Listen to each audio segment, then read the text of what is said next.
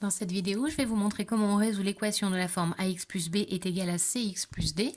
D'abord, on va le faire de façon littérale, donc avec les lettres, et ensuite on le fera sur un exemple.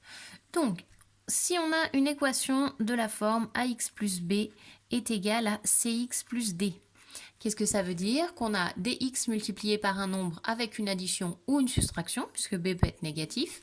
Et de l'autre côté, on a dx multiplié par un nombre avec une addition ou une soustraction, parce que d lui aussi peut être négatif. Ce que l'on va faire, c'est que l'on va chercher la valeur de x. Donc il va falloir que on arrive à la fin à x égale. Et ici, il faut qu'on trouve un nombre. Donc, on va mettre à gauche tout ce qui est des x et on va mettre à droite tout ce qui est des nombres. Je vais commencer par mettre les nombres tout seuls, donc les termes constants, je vais les mettre à droite. Donc, mon plus d, il est du bon côté. Le plus b, il n'est pas du bon côté. Donc, lui, il va falloir l'enlever. Pour enlever le plus b, on va faire moins b. Donc, si j'enlève b à gauche, je vais enlever b à droite. Il me reste donc ax. Et de l'autre côté, cx plus d moins b. Donc de ce côté, j'ai les nombres qui ont des x, donc tout va bien. Ici, j'ai mes termes constants. Par contre, j'ai mon cx qui n'est pas du bon côté. Le cx, il y a des x dedans, donc il doit partir dans le membre de gauche. Donc pour enlever le cx ici, on va soustraire. On va faire une soustraction et on va mettre moins cx. Si je fais ça à droite, je fais ça à gauche. On va donc se retrouver avec ax moins cx qui est égal à d moins b. Alors, ax moins cx, c'est égal à x facteur de a moins c. C'est de la factorisation. Vous avez déjà travaillé sur la factorisation. C'est un petit peu compliqué quand on le fait avec les lettres. Vous allez voir qu'avec les nombres, c'est plus facile. Quand on le fait avec les nombres, c'est plus facile. Des x, on en a a. Des x, on veut en enlever c. Donc des x, on en a bien a moins c. Donc ici, c'est toujours été égal à d moins b. Je n'ai pas fait d'opération, j'ai juste modifié la forme de mon expression ici. Ensuite, ici, j'ai x que j'ai multiplié par un nombre, qui est entre parenthèses, est égal à la quantité qui est à droite. Donc pour trouver x tout seul, on va diviser par ce qui est dans la parenthèse. Donc on va diviser par a moins c. Et je vais de l'autre côté diviser par a moins c également. Donc il va nous rester le x qui est égal à d moins b divisé par a moins c. Donc ici, on a terminé, on a trouvé la valeur de x, on a résolu l'équation.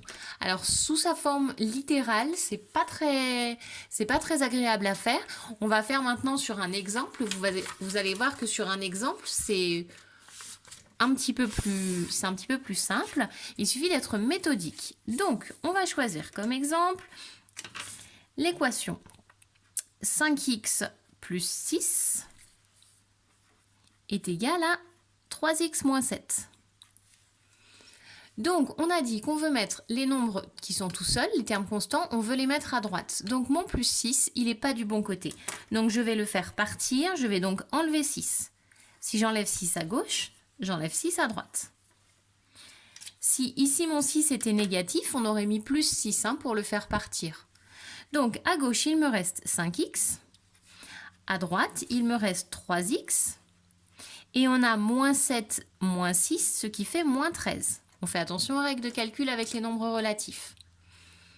Ensuite, mon 5x, il est du bon côté. Mon 3x, il est du mauvais côté. Les nombres avec des x, on veut les faire passer à gauche. Donc ici, il va falloir à droite se débarrasser du 3x. Donc on va l'enlever. Moins 3x. Si je fais moins 3x à droite, je vais faire moins 3x à gauche pour pouvoir garder l'égalité. 5x moins 3x, ça fait 2x. Vous voyez qu'ici, ça c'est l'étape toute moche que je vous disais de factorisation. Ici, nous, on a juste à calculer. 5x moins 3x, ça fait 2x. Et à droite, mon 3x, il disparaît puisqu'on l'enlève ici. Il me reste juste le moins 13. On fait attention de ne pas perdre le signe moins qui était là. Le 13 était négatif, le 13 reste négatif. Et c'est pas grave. Là, j'ai 2x. Moi, je veux trouver x tout seul. Donc, il va falloir que j'enlève le 2. Et ici, on va faire la division. Hop, des x, j'en avais 2, j'en veux qu'un seul, donc je divise. Si je divise à gauche, je divise à droite. Par 2. Moins 13 divisé par 2, on peut écrire moins 13 demi. On peut écrire également moins 6,5 si l'on préfère. Et on fait notre phrase réponse puisqu'on a trouvé la valeur de x. Donc là, on a terminé. On fait notre phrase. La solution est moins 6,5. On aurait pu écrire la solution est moins 13,5. C'était pareil.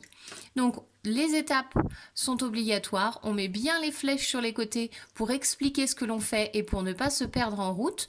On garde dans notre tête que ce qu'on cherche, c'est le x. Donc, on va mettre les x tous ensemble à gauche. Et on veut que ce soit égal à un nombre. Donc, on va mettre tous les nombres tous ensemble à droite. Si vous faites ça, si vous êtes méthodique, vous allez voir que vous allez arriver à le faire.